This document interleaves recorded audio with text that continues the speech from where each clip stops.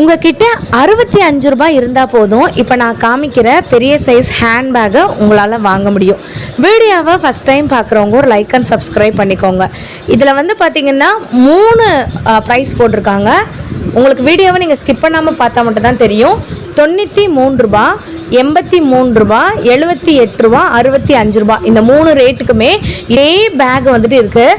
நான் உங்களுக்கு காட்டிகிட்டே வரேன். இதெல்லாமே பார்த்தீங்கன்னா ஒரு ட்ராவல் பேக்காக வச்சுக்கலாம், ஆஃபீஸ்க்கு, ஷாப்பிங்க்கு இந்த மாதிரி வச்சுக்கலாங்க. நம்ம சேனலில் வீடியோஸ்லாம் நம்ம போடுறோம்.